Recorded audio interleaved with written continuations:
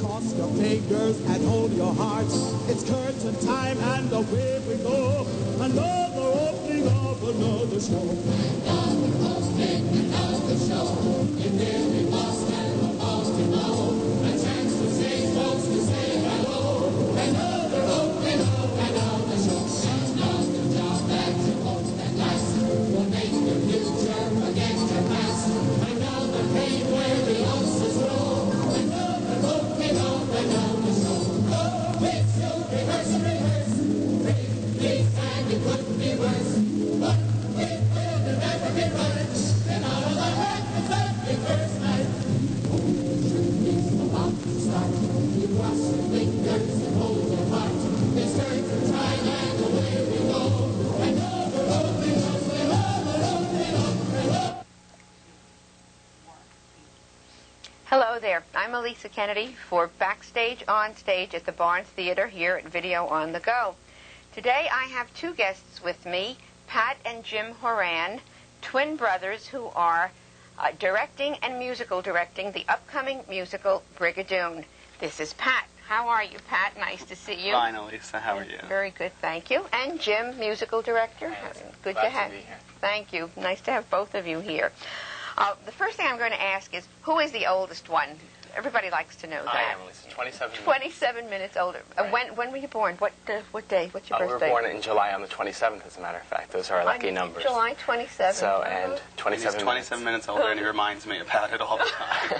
I hold it over his head whenever I can. Do you? How does it work working together? I mean, does he give you a hard time? Well, we get into our fights, but it's also good because we talk a lot at home, you know, when the cast is away, on the way home or on the way to rehearsal. We have a lot of time together to really discuss. So it's easy. Tell me something, Pat. When did you get started? When did you get started in theater? I got started when I was about 8 years old, and I got started in children's theater at Dover Little Theater in Dover. And it was fun. I never really took it that seriously. I also got involved in crew work, you know, working lights and props. And then eventually, as I got older, I got more serious about it, and I started to do parts in shows. And eventually, I just worked my way up to directing. Have you directed at the Barn Theater before? Yes, last season I directed She Loves Me. And didn't you tell me that that's when you first worked with Jim as I was scheduled to music direct, and the director couldn't fulfill the duty, so I ended up directing. And I had to have someone do the music, so I pulled Jimmy. It was sort of the type of thing where Pat realized that he had responsibility for basically everything. And it got down to about 3 or 4 weeks before the show, and he found himself running from the piano to the stage to the director's chair, and it was just too much to handle, so Jimmy graciously so it worked out really well, and it was a good experience. And had you a musical directed at the Barn before, or was this your... Yes, Lisa. I started, I guess, musical directing about 5 years ago for Kiss Me Kate when I was in college. And we music directed that together, as a matter of fact. Yes. And I really enjoyed it a lot. There were a lot of facilities open and a lot of talented people, and they really gave me a good shot at it right away. I'd only been there about a year or so playing the piano, and I was given that opportunity, and it really worked out well. And since then, I've You've done been a lot around of a things. bit over there at the Barn. Had you started at as an early age as Pat, you know, in theater, or?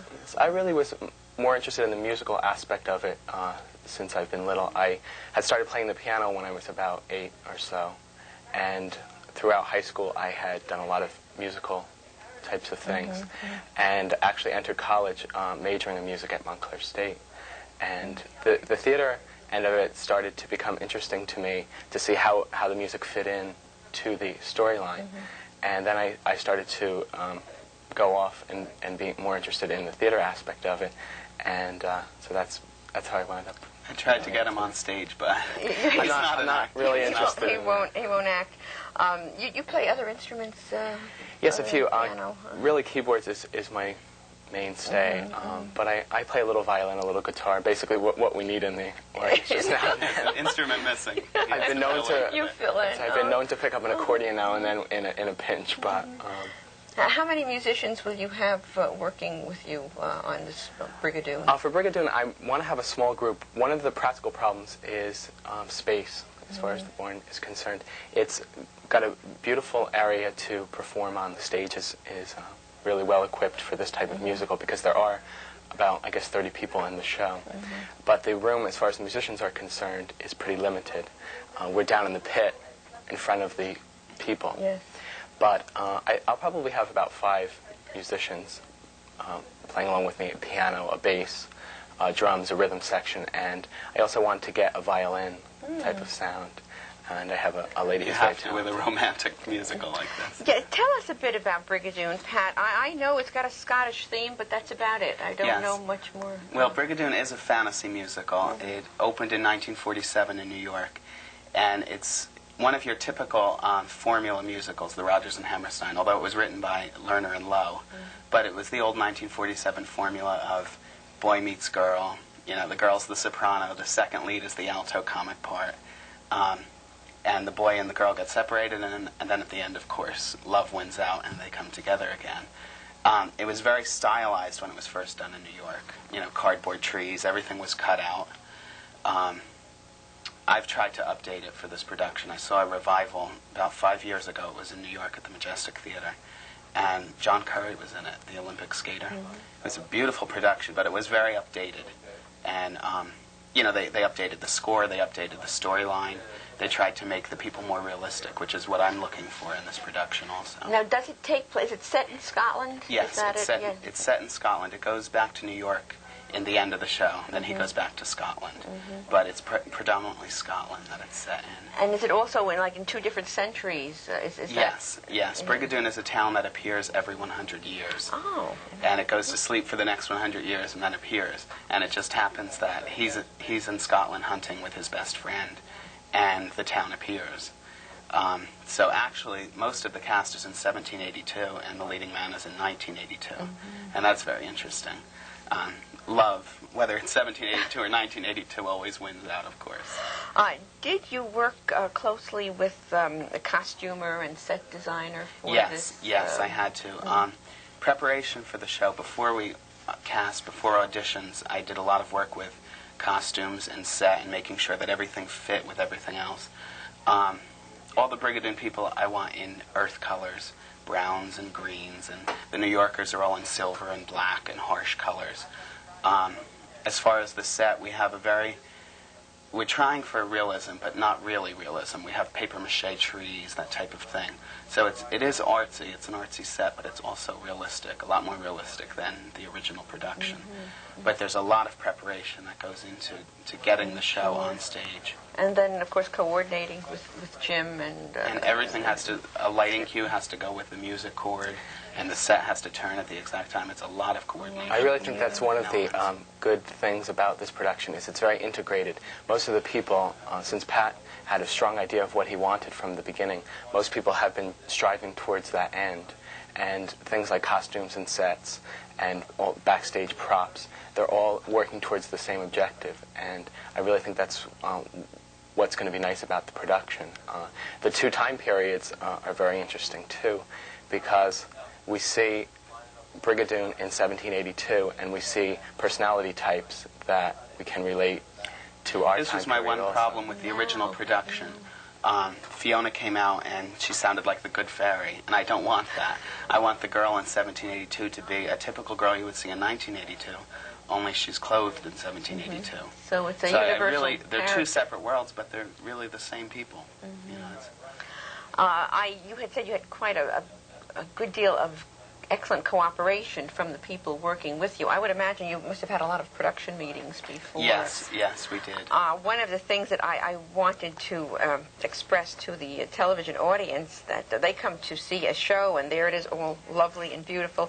What happens beforehand? How much time? And when did you get started working on this? Well, for example, the first set change, they're in the forest and then the town appears and you're in the middle of McConaughey Square.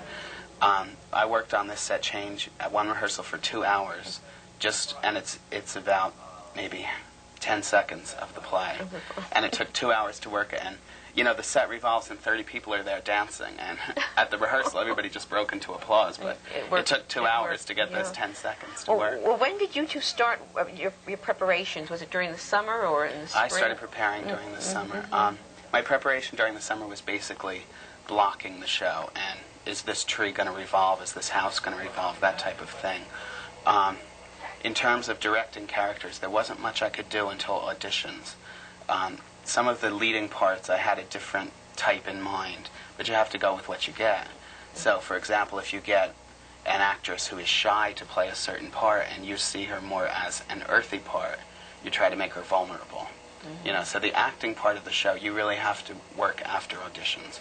There's very little you can do. When you have auditions and you're there, of course, playing piano and listening, do you have a problem in casting in that, you know, Jim may be looking for the right voice and you're looking for the acting quality and... Yes, it often turns out that there'll be a character that may be perfect for the particular role, but their singing voice may not be the right kind of range for that particular character's songs. And what we try to do when we cast is we try to get Pat and Lillian Miller, who's the producer of the show, and a few other people, the choreographer, together to try to get as many ideas and to throw out as many possibilities, stumbling blocks. If I cast this person, would they trip in the chorus doing those kind of things. You know, and together, it was sort of a compromise. If there was a character that was right in all other aspects except for voice, then I would say, well, you know, I can work around that and I can do this particular thing, and vice versa, too. And then you have to cast the show with the whole cast in mind. For example, I could have cast Brigadoon probably 3 different ways, but the one girl wouldn't work with the one man. You know, I had to cast the leading characters, and then everything falls into place after that. You know, like the leading lady's younger sister. You can't cast that until you have the leading lady. Yes, exactly. I understand that. Yes. You'd run into problems. Jim indicated there were 30 people in the cast. How many it's are... an epic, I'll tell you. Times it doesn't seem that way. Musicals. We have all different ages, all different types. We have 2 young children. They're about 8 years old. Oh, really? And they're adorable. Oh, how is it to work with the young children? Oh, they're great. Delightful. They're great. They've been They're great. better than the adults.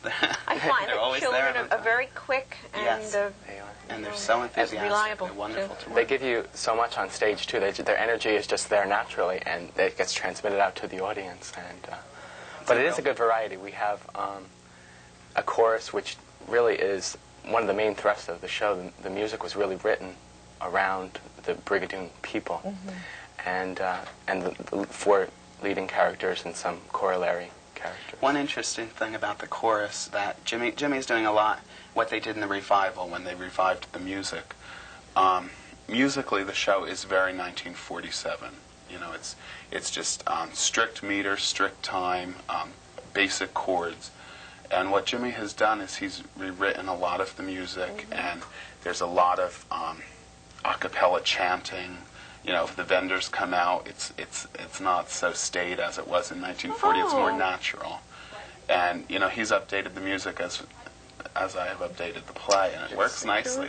What are some of the familiar tunes that people might recognize? Yes, it's a really great score. It was written by Lerner and Lowe, and the song from the show that everyone's familiar with is Almost Like Being in Love, which is the duet between the fellow from New York who comes and meets the girl from Scotland.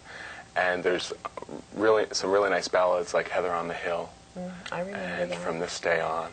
And really, each number, there's no number in the show that, as a musical director, sometimes you say, oh no, we have to get through this one. You know? Yes, every number is a The hit. score is it's and beautiful. it's very Scottish. All the melodies are extremely Scottish. We have a bagpipe player. Oh, we'll have that on stage. Yes, we're really going to get the everything. flavor. So. Where did you find the bagpipe player? We really lucked out. I was concerned about it beforehand because it's not the type of instrument that you pick up when you're just anywhere in New Jersey, really.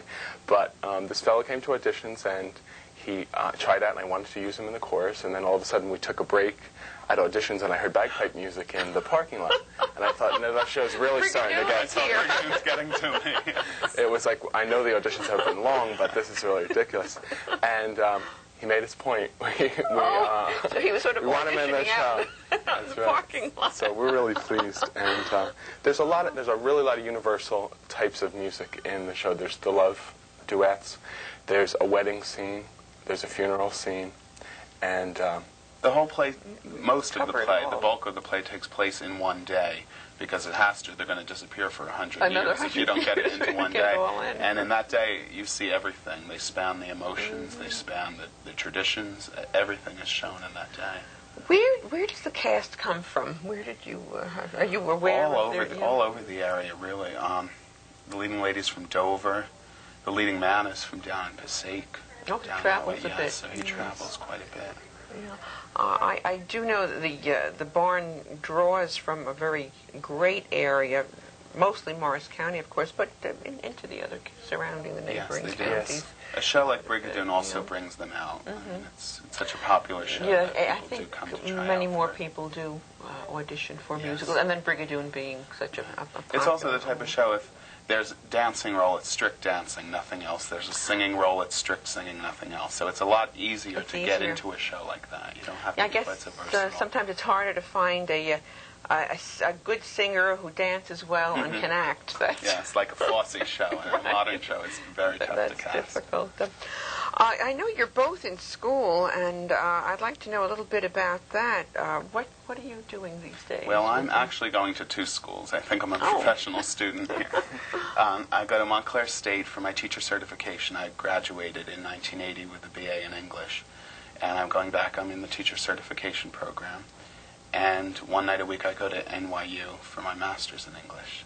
And my concentration is in drama in the English. And what are you looking ahead to? I would like to teach English eventually in college, but that's degrees away. I'd like to start with high school teaching. And do you think you'll stay in community theater? Oh, I'm sure. I'm sure. But it's such a great Directing, outlet. It's a wonderful hobby.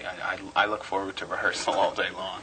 Do you enjoy being on stage, Pat? You did when you were younger. Yes, I do. I do. Every once in a while you get the yearning to go back. And I do audition occasionally, but I'm only in a show maybe once every 2 years. It takes You're a lot kept of so busy time, directing. You know, that it really takes up your whole time. And I imagine getting your studies in with Yes. all this. Well, that usually ends last on my list. What about you, Jim? You're going off in another direction. Yes, I am. understand. The studies are very important to me. This is my last year at Seton Hall Law School, and I'll be getting my law degree in June and graduating. And it's been 3 years since college that I've been there. So right now I'm working part-time, and really it's a good outlet as far as having something to get away from the intensive studies. But also the two sort of fit together. I've gotten some experience now with getting up in front of a courtroom and arguing some cases, and you realize that even though the basic things are different, some of the dynamics are similar. You have to project, you have to get your point across to the judge, you have to advocate your position and be the person that you have to be for that particular role. Same thing with teaching, I find. I'm a substitute teacher also on my days off, my free time. And I find that I treat the people in the cast like the kids, and I have to realize, like, you don't do this song right, you get a detention. How does that go over? Not very well. Not too well. They spill over the two things. Jim, do you think you will continue with your music even though you'll be practicing law? It's difficult. I find less and less time at school. My first year of law school, of course, was a difficult kind of adjustment, and I really wasn't able to do as much as I had in college. I found myself missing it. It's the old story of wanting to do everything. But hopefully I will have time after I get established for a couple of years to do that. I would imagine it'd be a wonderful, relaxing outlet. It really is. Like Pat said, I really enjoy after a long day at school to just go and my music is a very special part, and I think it probably always will be. That's great. I think it's fabulous that there's two such talented young men working I don't know together. about that, but we're enjoying I it. hope we see more of you. November 5th is the opening of Brigadoon. It is running for 3 weekends. It's Friday, Saturday, And Sunday Sunday. evenings. I know that it's fairly well sold, but I believe I know there are single tickets still available. I'd like to give the viewers a number to call, 334-9320. Call as soon as you can to get tickets for this beautiful musical, which I know we will all enjoy. And that's 334-9320 for tickets to the Barnes Theater production of Brigadoon. I want to thank Pat Horan and Jim Horan, our musical director and director, the other way around. Either or. Either or, for being with us today, and I look forward to seeing you both at the Barn Theater. Thank you so much. Elisa. Thank you. Very nice. This is Elisa Kennedy for Video on the Go. Backstage, on stage at the Barn Theater. See you at the Barn. Who's going?